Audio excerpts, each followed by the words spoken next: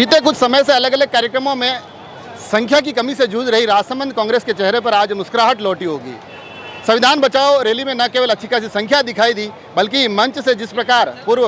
विधानसभा अध्यक्ष कार्यकर्ताओं में जोश का संचार करते नजर आए, कहीं ना कहीं ये आज का आयोजन इस सुस्त पड़ी कांग्रेस में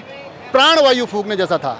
और विशेष तौर पर अलग अलग, क्योंकि कई सारे यहाँ पर अलग अलग चेहरे थे, अलग अलग नेता थे, अलग अलग उद्बोधन थे, मगर जब आखिर में सीपी जोशी इस मंच पर आते हैं, तकरीबन 1 घंटे से ज़्यादा समय अपने अलग अलग अनुभवों के सहारे राजनीतिक यात्रा में अलग अलग कानूनों का जिक्र करते हुए जब आगे बढ़ते हैं, तब महसूस होता है कि वो जो राजनीति की एक बारीक पकड़ डॉक्टर सीपी जोशी हमेशा से रखते रहे हैं, आज उसको अपने कार्यकर्ताओं के बीच रखने की जिस तरह से कोशिश की गई, वो कांग्रेस के लिए बहुत एक कारगर नुस्खे की तरह हो सकती है। सन 1950 से जो कानूनों का एक जिक्र 2025 तक करते दिखाई दिए, अपनी राजनीतिक यात्रा के कुछ चुलबुले, कुछ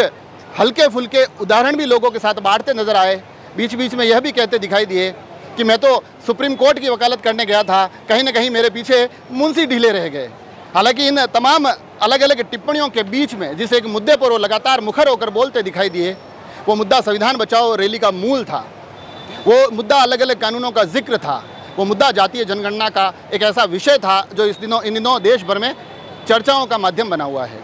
अपने सहज सरल तरीके से अपनी उस तूफानी पारी में, अपने भाषण की उस तूफानी पारी में डॉक्टर सीपी जोशी हर एक कार्यकर्ता से न केवल जुड़ने की कोशिश करते दिखाई दिए, बल्कि कहीं ना कहीं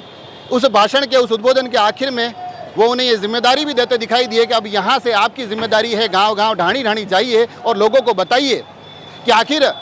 हमने किया क्या है, गिलास आधा भरा या आधा खाली। इसकी बात करते हुए वो चीज़ों को बाघेरी तक, नंद समन तक ले जाते नजर आए, वो चीज़ों को हाईवे के जिक्र तक ले जाते नजर आए। और बीच बीच में उन्होंने बताया कि हो सकता है सीपी जोशी को लोग गलत कहते हो सकता है कि मैं चीज़ें बहुत कड़वाहट के साथ बोल देता हूँ, मगर कुनेन अक्सर कड़वी ही होती है। वो कड़वी बातें कहीं ना कहीं लोगों के जीवन को बदलने की कोशिश करती है। ये जो पूरा का पूरा उद्बोधन रहा, एक लंबे समय बाद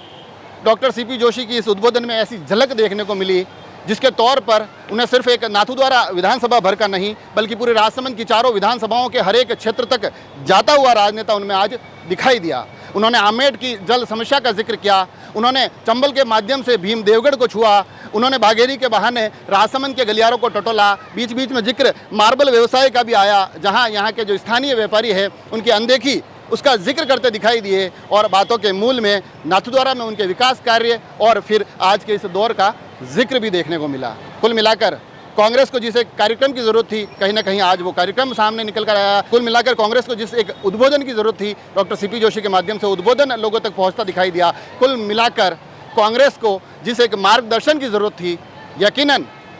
हर एक व्यक्ति के लिए डॉक्टर सीपी जोशी के उस उद्बोधन के माध्यम से, संविधान बचाओ रैली के मंच से लोगों तक, कांग्रेस कार्यकर्ताओं तक वो मार्गदर्शन भी पहुंचता दिखाई दिया। अब इसके बाद कांग्रेस कितनी बदलती है, किस तरह से लड़खड़ाती कांग्रेस उठकर चलती है, कहां कुछ परिणामों तक पहुंचती है, आगे आने वाले नगरीय निकाय और पंचायती राज को किस तरह से लड़ती है, धरातल तक जो जिम्मेदारी सरपंचों, प्रधान, उप प्रधान, सभापति को सौंपी है, ब्लॉक अध्यक्ष, ब्लॉक की कार्यकारिणियों को सौंपी है, वो उस जिम्मेदारी को कितना मजबूती से निभाते हैं, इस पर भी हमारी नज़र बनी रहेगी। मगर कुल मिलाकर जो एक स्लॉग ओवर में, आखिरी ओवर में जिस एक धुआंधार बल्लेबाजी की उम्मीद हम क्रिकेट में करते हैं, राजनीति के मंच पर आज डॉक्टर सीपी जोशी एक लंबे समय बाद उसी पारी को बड़ी बखूबी खेलते दिखाई दिए। जुड़े रहे राजसमंद एक्सप्रेस से। धन्यवाद।